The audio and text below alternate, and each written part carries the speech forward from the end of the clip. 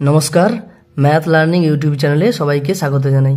আজকে আমরা অষ্টম শ্রেণীর কোষে দেখি 2-এর 1, 2 এবং 3-এর দাগের অঙ্কগুলো নিয়ে আলোচনা করব। পৃষ্ঠা নম্বর 28। 1-এর দাগের অঙ্কটাতে কি বলেছে এখানে? গত বছরের এপ্রিল মাসে রোহিতদের স্কুলে 23 দিনের পঠন পাঠন হয়েছিল। রোহিত ওই 23 দিনে তাদের শ্রেণীতে ছাত্রছাত্রীদের উপস্থিতি সংখ্যায় লিখে রেখেছে। সেগুলি হলো বলে এখানে কোন দিনে কতজন ছাত্র উপস্থিত ছিল সেটা দেওয়া আছে। তারপরে বলেছে আমি এই কাঁচা তথ্যটি ট্যালিমার্ক দিয়ে সাজিয়ে পরিসংখ্যা বিভাজন তালিকা তৈরি করি ও সেই তালিকা থেকে স্তম্ভচিত্র তৈরি করি। এখন দেখো, আমি এখানে বলে রাখি, প্রশ্নে এখানে যে 23 দিন দেওয়া আছে এটা কিন্তু ভুল দেওয়া আছে। এটা 22 হবে, 23 না হয়ে 22 হবে, অর্থাৎ 22 দিনের এখানে ছাত্রছাত্রীর উপস্থিতির সংখ্যা দেওয়া আছে। তাহলে 23-এর বদলে 22 হবে। সেটা কিভাবে হলো, কি ব্যাপার, সেটা আমি এখানে অঙ্ক করানোর সময় তোমাদেরকে দেখিয়ে দেব। দেখো, এখানে বলেছে ট্যালি মার্ক দিয়ে সাজিয়ে পরিসংখ্যা বিভাজন তালিকা তৈরি করি, তার সঙ্গে সঙ্গে স্তম্ভচিত্র তৈরি করার কথা বলা হচ্ছে। তোমাদের আমি বলে রাখি, ক্লাস 8-এর যখন আমরা রাশিবিজ্ঞান অর্থাৎ স্ট্যাটিস্টিক্সের অঙ্কগুলো করব, তখন এখানে আমাদের মূলত জানতে হবে 1 পরিসংখ্যা বিভাজন তালিকা,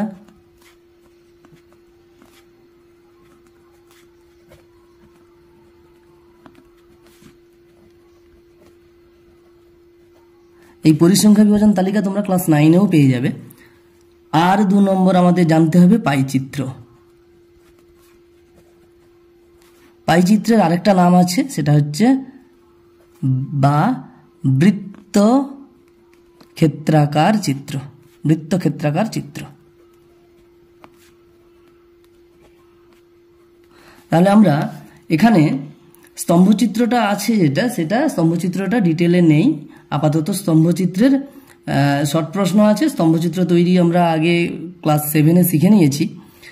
তো এখানে আমি তবুও দেখিয়ে দিচ্ছি 1-এর দাগের অঙ্কটাতে স্তম্ভচিত্র আঁকার কথাও যেটা বলা হয়েছে। 1-এর দাগের অঙ্ক, এখানে আরেকটু বলে রাখি, আমি পরিসংখ্যা বিভাজন তালিকা যে তৈরি করার কথা আমি এখানে লিখলাম, এখানে কিন্তু প্রশ্নে ট্যালিমার্ক দিয়ে সাজিয়ে পরিসংখ্যা বিভাজন তালিকা তৈরি করার কথা বলা হচ্ছে। কিন্তু সাধারণত পরিসংখ্যা বিভাজন তালিকা তৈরি করার সময় ট্যালিমার্ক দিয়ে সাজিয়ে এই কথাটা কিন্তু লেখা থাকবে না। সরাসরি পরিসংখ্যা বিভাজন তালিকা তৈরি করো এই কথাটা বলা থাকবে। পরিসংখ্যা বিভাজন তালিকা তৈরি করতে গেলেই আমাদের ট্যালিমার্ক লাগবে, ট্যালিমার্ক দিতে হবে। তো আমি 1-এর দাগের অঙ্কটা করছি। আমি ট্যালিমার্ক দিয়ে আমরা যখন পরিসংখ্যা বিভাজন তালিকা তৈরি করব, তখন আমাদের কি করতে হবে? মূলত 3টে কলাম করতে হবে, স্তম্ভ করতে হবে। কিরকম 3টা স্তম্ভ তৈরি করতে হবে আমি এখানে বলছি। প্রথমে একটা এইভাবে থাকবে, মাঝখানে থাকবে, আর শেষে আরেকটা স্তম্ভ থাকবে। এইভাবে দেখো 1, 2, 3, এই 3টে স্তম্ভ হবে এবং মাঝখানে অবশ্যই হবে ট্যালিমার্ক। তাহলে মাঝখানের স্তম্ভটাতে ট্যালিমার্ক আমরা বসাবো। পরিসংখ্যা বিভাজন তালিকাটা 3টে এরকম স্তম্ভ থাকবে মূলত। আর ডান দিকে যে সংখ্যাটা আমরা লিখবো, ডান দিকে একটা সংখ্যা লিখতে হবে আর বাম দিকে একটা সংখ্যা লিখতে হবে। ডান দিকের যে সংখ্যাটা হবে সেটারই মূলত ট্যালিমার্ক আমাদের বের করতে হবে, ট্যালিমার্কটা বসাতে হবে। তো কোনটা আমরা ডান দিকে বসাবো, কোন সংখ্যাটা? বইতে দেখো তোমরা, এই যে উপরে যে এখানে লেখা আছে না 22 দিনের পঠন পাঠন হয়েছিল, এইভাবে যখন উপরে যে সংখ্যাটা দেওয়া থাকবে সেই সংখ্যাটাই মূলত কিন্তু ডান দিকের সংখ্যায় আমরা বসাবো। আর এখানে যে অনেকগুলো সংখ্যা এখানে দেওয়া আছে ওই সংখ্যাটা আমরা বসাবো বাম দিকে। এটার ট্যালিমার্ক বসাবো না, আমরা দিন সংখ্যার ট্যালিমার্কটা বসাবো। তাহলে আমি ওটাই লিখছি, ডান দিকে বসালাম দিন সংখ্যা, অর্থাৎ এটা হচ্ছে আসলে ক্লাস 9-এ উঠলে তোমরা বুঝতে পারবে এটা হচ্ছে পরিসংখ্যা। এই পরিসংখ্যাকে ইংরেজিতে বলে ফ্রিকোয়েন্সি। ফ্রিকোয়েন্সির কিন্তু ট্যালিমার্কটা হয়। তাহলে আমি কিভাবে বললাম যে ডান দিকে আমরা এই উপরে যে দিন এখানে দেওয়া আছে ওটাকে বসাবো ডান দিকে, আর বাম দিকে হবে এখানে যে সংখ্যাগুলো দেওয়া আছে ওগুলো কি উপস্থিতির সংখ্যা। তাহলে আমি লিখতে পারি এখানে ছাত্রছাত্রীর উপস্থিতির সংখ্যা।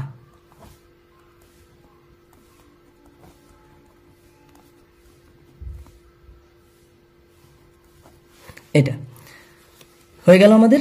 এবারে দেখো এখানে অনেকগুলো এখানে সংখ্যা দেওয়া আছে, যেটা প্রথম দিন 15 জন উপস্থিত হয়েছিল, দ্বিতীয় দিন 43 জন উপস্থিত হয়েছিল, তৃতীয় দিন 51 জন, এইভাবে 22তম দিনে 42 জন উপস্থিত হয়েছিল, সেটা এখানে পরিসংখ্যানটা দেওয়া আছে। আমরা ছোট থেকে বড় উপস্থিতির যে সংখ্যাগুলো আছে সংখ্যাগুলোকে আমরা ছোট থেকে বড় লিখতে পারি, আবার যেমন আছে তেমনিও লিখতে পারি, কোনো অসুবিধা নেই। আমি এখানে ছোট থেকে বড়গুলো লিখছি, তোমরা যেরকম সংখ্যা আছে সেরকম প্রথমে যেমন 15 আছে 15 বসাতে পারো, তারপরে 43 আছে সেটা বসাতে পারো, কোনো অসুবিধা নেই। তাহলে আমি যদি এখানে লিখি 5 সবচেয়ে ছোট দেখতে পাচ্ছি, তো 5 জন উপস্থিত হয়েছে কত দিন? দেখো এখানে ওই 5টা কিন্তু একটাই আছে, অর্থাৎ একদিনে কিন্তু 5 জন ছাত্রছাত্রী উপস্থিত হয়েছিল।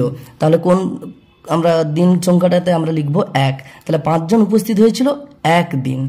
এরপরে দেখতে পাচ্ছি 5-এর থেকে বড় আছে যেটা, সেটা 15। তো এরকম যদি আমরা ছোট থেকে বড়গুলো বসাতে যাই তখন কি ভয় থাকে যে ছাড়া হয়ে যাচ্ছে কিনা, এটা ছাড়া হয়ে যাওয়ার ভয় থাকে। তো কোনো অসুবিধা নেই, এমনি সংখ্যাগুলো দিতে পারো বা ছোট থেকে বড় দিতে পারো, কোনো ভুল নেই এখানে। তো 5-এর পরে 15 আছে, 15 দেখো কটা আছে এখানে, একটা আর নেই দেখতে পাচ্ছি, তাহলে 15 জন একদিন উপস্থিত হয়েছিল। এরপরে দেখো 15 থেকে বড় সংখ্যা এখানে কত আছে, 38, তাহলে 38 জন উপস্থিত হয়েছিল কতদিন? এখানে দেখতে পাচ্ছি আমরা একদিন। তারপরে দেখবো 38-এর থেকে বড় 42, তাহলে 42 জন উপস্থিত হয়েছে কতদিন? আমরা এখানে যদি দেখি আমরা দেখতে পাবো যে 42টা কিন্তু একবারই আছে, অর্থাৎ 42 জন উপস্থিত হয়েছিল একদিন। এরপরে দেখো 42-এর থেকে বড় 43 আছে, 43 জন উপস্থিত হয়েছে, তোমরা হিসাব করবে এখানে 4 দিন, 43 জন 4 দিন উপস্থিত হয়েছিল। এরপরে 47 আছে, তারপরে 51 আছে, 47 জন উপস্থিত হয়েছে কতদিন? 1 2 3 4 5 6, অর্থাৎ 47 জন 6 দিন উপস্থিত হয়েছে। আর 51 জন উপস্থিত হয়েছে, দেখো এখানে 1 2 3 4 5 6 7 8, তাহলে 51 জন উপস্থিত হয়েছে 8 দিন।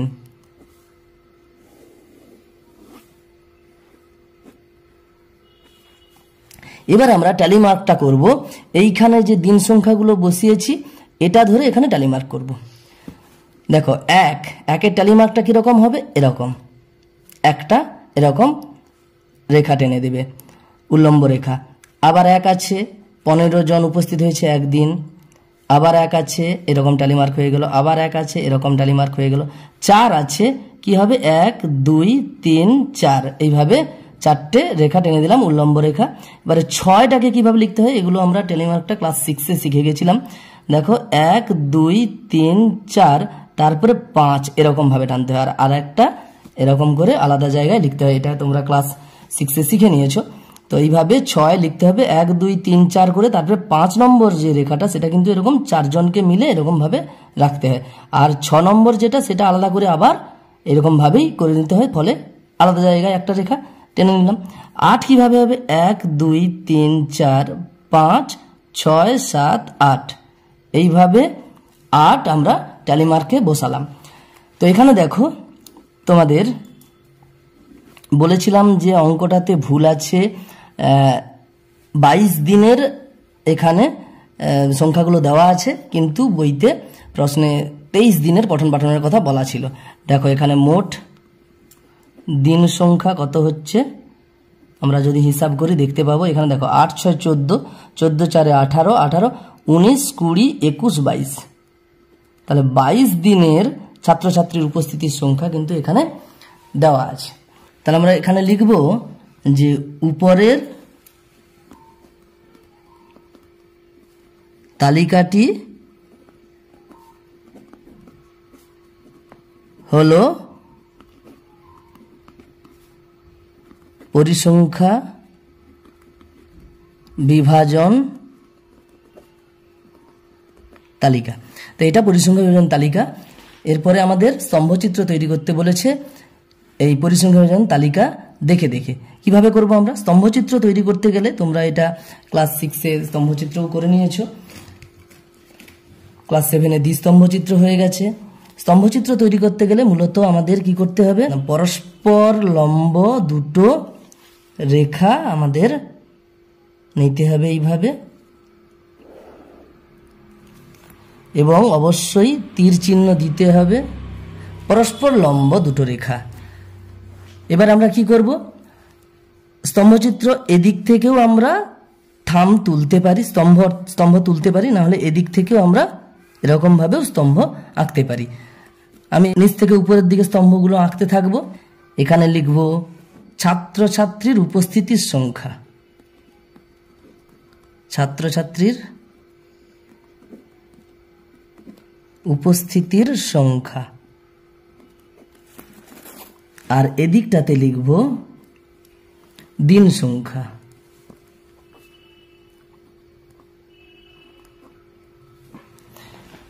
এরপর দেখো, এখানে দেখো 5 জন উপস্থিত হয়েছিল, তাহলে এখানে আমি লিখতে পারি এটা 5 জন।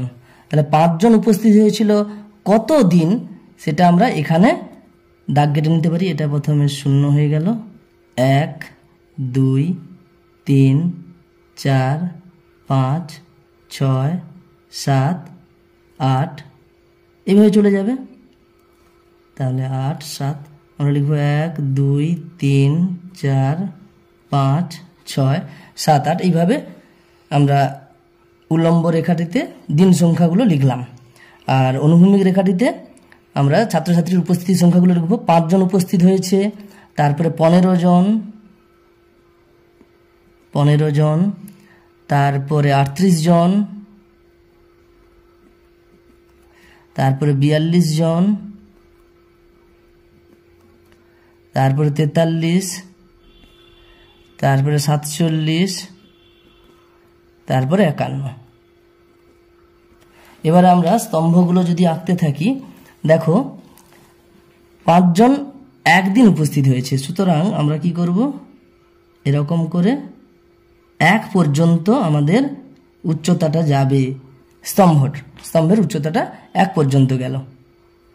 এরপরে 15 জন উপস্থিত হয়েছে, সেটাও একদিন, ওই একই আমরা উচ্চতার স্তম্ভ আঁকবো 15 জনের জায়গাতে। 38 এখানেও 1, 42 এটাতেও 1, 43 জন উপস্থিত হয়েছিল 4 দিন, সুতরাং 4 পর্যন্ত যাবে এখানে।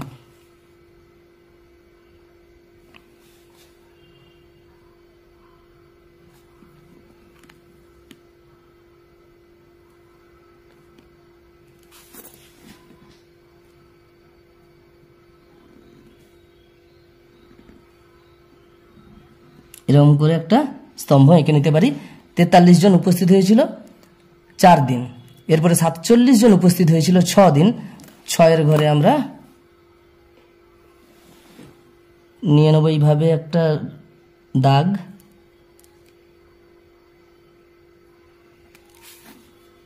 তারপর এখানে স্তম্ভটা এঁকে নেব।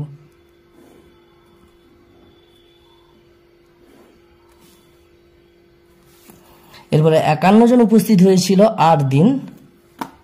8 সোজা করে আমরা দাগ নিয়ে নেব।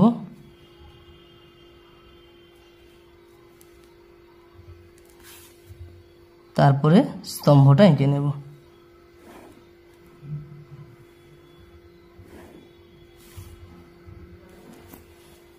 এখানে আমরা কোনো রকম ভাবে রেখা দিয়ে এটাকে দাগ করে নিতে পারি, অথবা এরকম রেখেও দিতে পারি।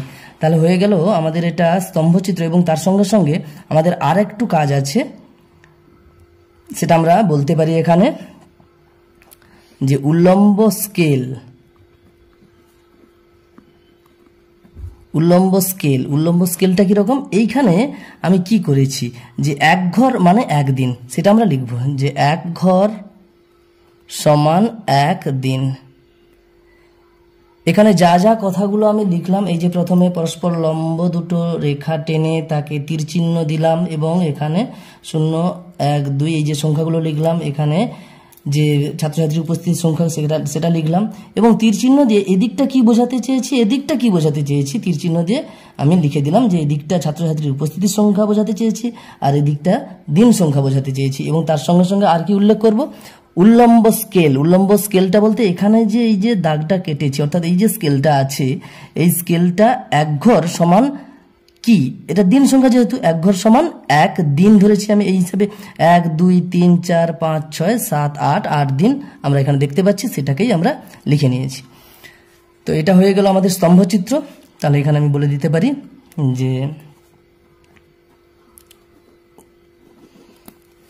এটি স্তম্ভচিত্র, স্তম্ভচিত্র বা নির্ণেয় স্তম্ভচিত্র বলে লিখতে পারো। হয়ে গেল আমাদের। এরপরে 2 দাগের আমি পরের পৃষ্ঠাতে যাচ্ছি। দেখো এখানে আমি একটু আগে বলেছিলাম যে স্তম্ভচিত্র এদিক বরাবর স্তম্ভ হতে পারে। তো এটা একটা স্তম্ভচিত্র দেওয়া আছে, দেখো আমি অঙ্কটা পড়ছি। আমাদের শ্রেণীর 40 জন ছাত্রছাত্রীর মধ্যে প্রতি ছুটির দিনে কতজন বাড়ির কাজে কত ঘন্টা সাহায্য করে তার স্তম্ভচিত্র তৈরি করলাম, এটা তৈরি করে দেওয়া আছে। এই স্তম্ভচিত্র দেখি ও নানা প্রশ্নের উত্তর খুঁজি। এখানে দেখো স্তম্ভচিত্র দেওয়া আছে, এদিকে সংখ্যা দেওয়া আছে ছাত্রছাত্রীর সংখ্যা, এদিকে ছুটির দিনে বাড়ির কাজে সাহায্যের সময় কত সেটা দেওয়া আছে। এখানে দেখো আমরা দেখতে পাচ্ছি 2 ঘন্টা কাজ করে এরকম কতজন, এখানে দেখো 8-এর সোজা আছে, সুতরাং 2 ঘন্টা কাজ করে 8 জন। তারপরে দেখো আবার 3 ঘন্টা করে বাড়ির কাজে সাহায্য করে, এই দেখো স্তম্ভটা এদিক বরাবর অনুভূমিক চলে গেছে 12 পর্যন্ত, অর্থাৎ 12 জন ছাত্রছাত্রী 3 ঘন্টা করে ছুটির দিনে কাজ করে। এরপরে আছে 4 ঘন্টা করে কাজ করে কতজন, এখানে দেখো স্তম্ভচিত্রটা অনুভূমিকভাবে চলে গেছে 14 জনের সোজাসুজি, তাহলে 14 জন ছাত্রছাত্রী 4 ঘন্টা করে বাড়ির কাজে সাহায্য করে ছুটির দিনে। এরপর দেখো 5 ঘন্টা করে বাড়ির কাজে সাহায্য করে কতজন, এই পর্যন্ত এসেছে। তাহলে এই সোজাসুজি আমরা যদি সংখ্যাটাকে দেখি, দেখবো যে 6 জন ছাত্রছাত্রী 5 ঘন্টা করে বাড়ির কাজে সাহায্য করে ছুটির দিনে। তাহলে এরপরে দেখো এখানে 3টে ছোট ছোট প্রশ্ন দেওয়া আছে, আমরা 2 দাগের 1-এর প্রশ্নের উত্তরটা লিখব যে স্তম্ভচিত্র থেকে আমাদের শ্রেণীর কতজন করে ছাত্রছাত্রী প্রতি ছুটির দিনে কতক্ষণ বাড়ির কাজ করে লিখি। দেখো একটু আগে আমি বলে দিয়েছিলাম, ওটাই আবার লিখছি যে 2 ঘন্টা করে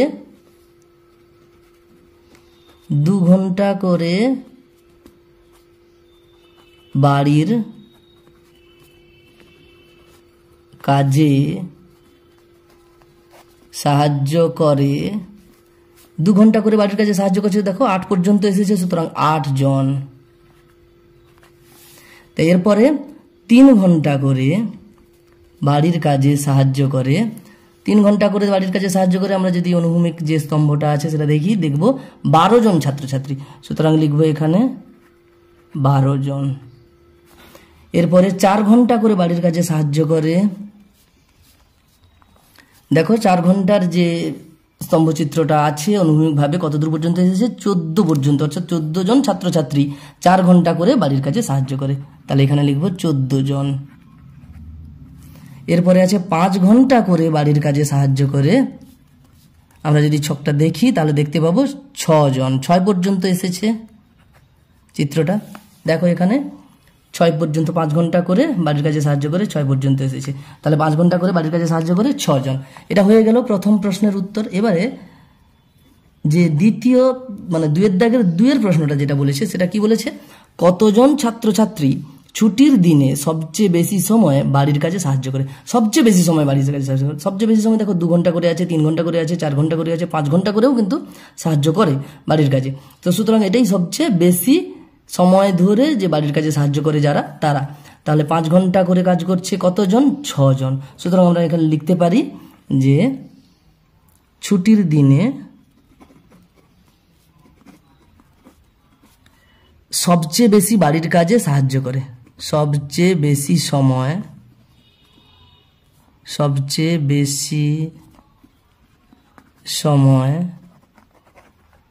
বাড়ির কাজে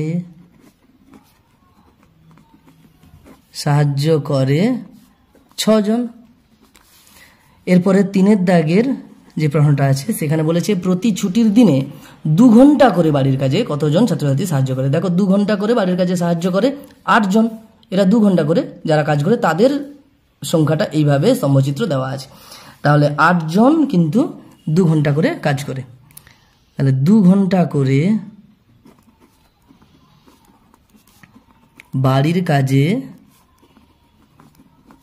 সাহায্য করে 8 জন ছাত্রছাত্রী।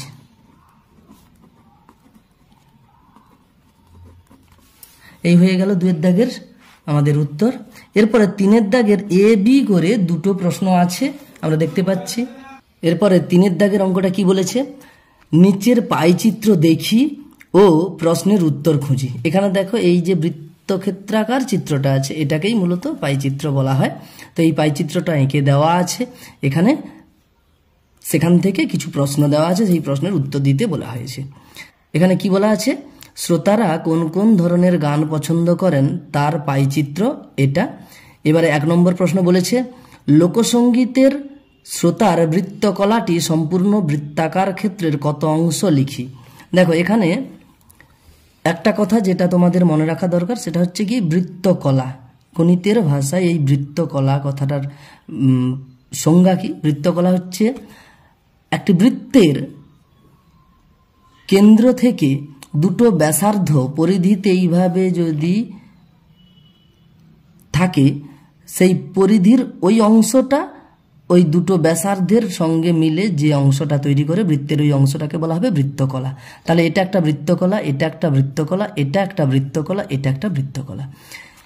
এরপরে কি বলেছে যে লোকসঙ্গীতের শ্রোতা বৃত্তকলাটি কত অংশ। লোকসঙ্গীতের দেখো লোকসঙ্গীতের শ্রোতার এটা 20% বলে দেওয়া আছে। আমরা জানি 20% সমান 20/100। এটা আমরা শতকরা থেকে সামান্য ভগ্নাংশে পরিণত করার সময় আমরা ক্লাস 6-এ শিখে নিয়েছি। এটা তোমরা যদি যোগ করো, এই যে পার্সেন্টগুলো দেওয়া আছে যোগ করো, সবসময় দেখবে 100%। দেখো এখানে 40, 30, 70, তারপরে এখানে 10-এ 80, তারপরে 20-তে কত হবে, 100 হবে, অর্থাৎ 100%। 100% মানে সম্পূর্ণ অংশ। তো তাহলে 20% হচ্ছে লোকসঙ্গীতের শ্রোতার বৃত্তকলা। আমি লিখব 3 এর দাগের 1-এরটা, লোকসঙ্গীতের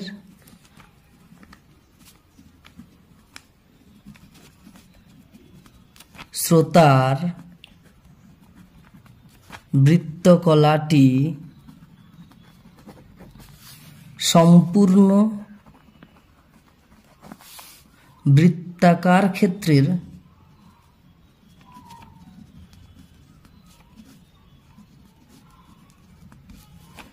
20% সমান 20/100 অংশ।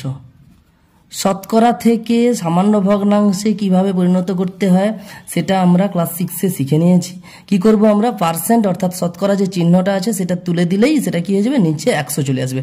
অর্থাৎ 20% কথাটার অর্থ হচ্ছে শতকরা 20, অর্থাৎ 100-র মধ্যে 20, সেটাই আমরা লিখেছি। সমান 100/20 অর্থাৎ 20-র 100 অংশ, এটা আমরা লিখলাম। সমান এটাকে দেখো কাটাকুটি করে নিলে 20-1-এ 20, 20-5-এ 100 হয়ে যাবে, অর্থাৎ এরকম ভাবে, অর্থাৎ 1/5 অংশ। তাহলে এটাই হয়ে যাবে 1 এর দাগের উত্তর। এবার দেখো 2 এর দাগের প্রশ্নটা কি বলেছে, পাইচিত্র থেকে কোন ধরনের গানের শ্রোতা সবচেয়ে বেশি সেটা লিখি। দেখো এখানে দেখতে পাচ্ছি পাইচিত্রে, দেখো এখানে 40%, এটাই হচ্ছে সবচেয়ে বেশি এই বৃত্তকলাটা। সুতরাং আমরা বলতে পারি এই যে 40%-টা কি লেখা আছে, আধুনিক সঙ্গীতের শ্রোতা। তাহলে আধুনিক সঙ্গীতের শ্রোতা সবচেয়ে বেশি, সেটা আমরা পাইচিত্র থেকে বলে দিতে পারি সহজেই। তাহলে লিখব যে আধুনিক সঙ্গীতের শ্রোতা সবচেয়ে বেশি।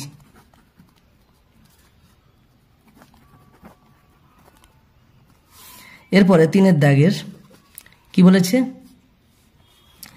কোন ধরনের গানের শ্রোতা সবচেয়ে কম। তাহলে দেখো এখানে দেখতে পাচ্ছি যে পাইচিত্রে সবচেয়ে বৃত্তকলাটা ছোট আছে, যে 10%, অর্থাৎ ধ্রুপদী সঙ্গীতের শ্রোতা এটা সবচেয়ে কম। আমরা লিখে দিতে পারি এখানে যে ধ্রুপদী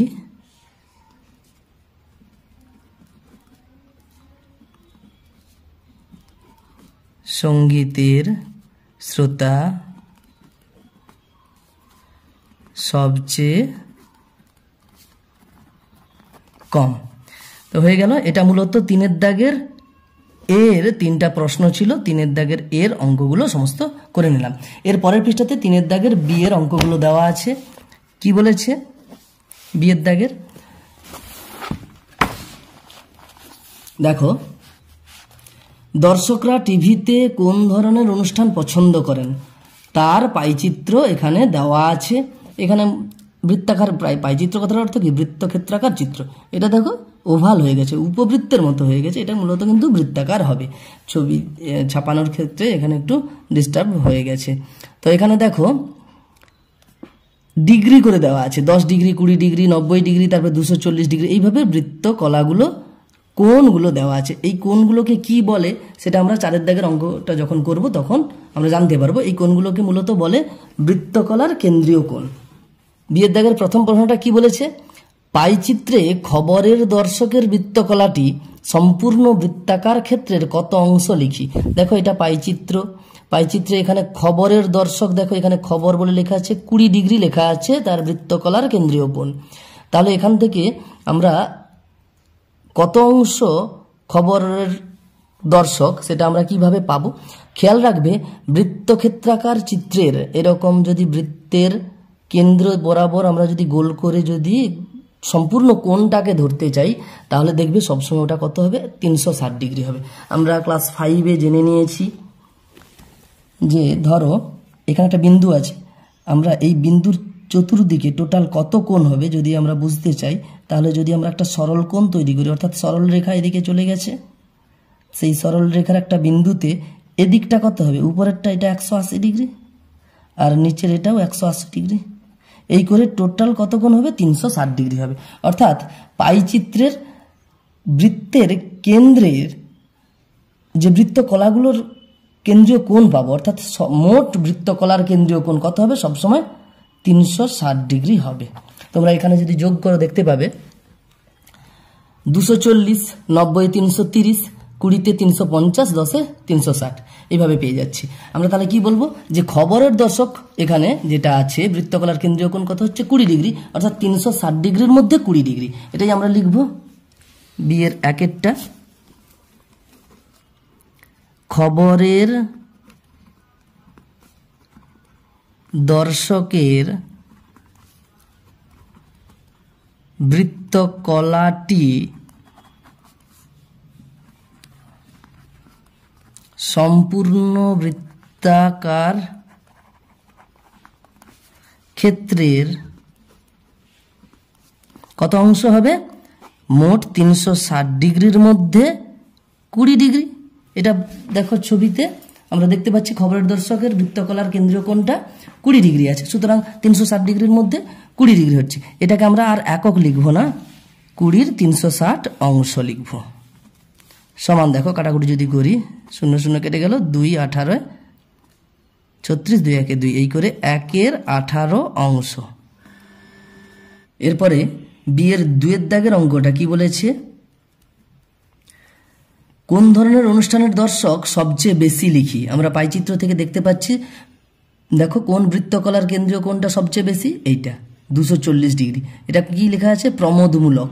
সুতরাং আমরা বলতে পারি যে প্রমোদমূলক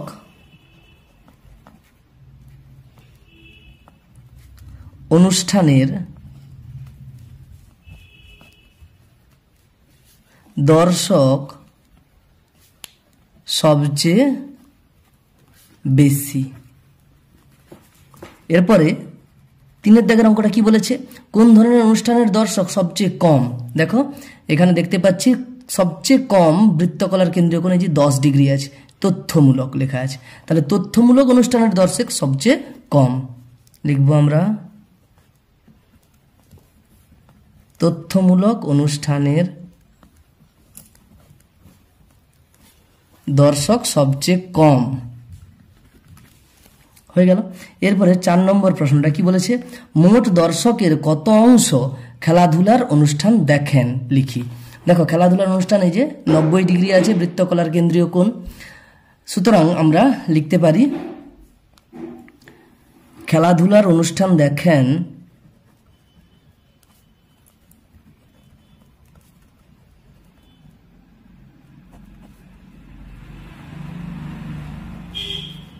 খেলাধুলার অনুষ্ঠান দেখেন মোট দর্শকের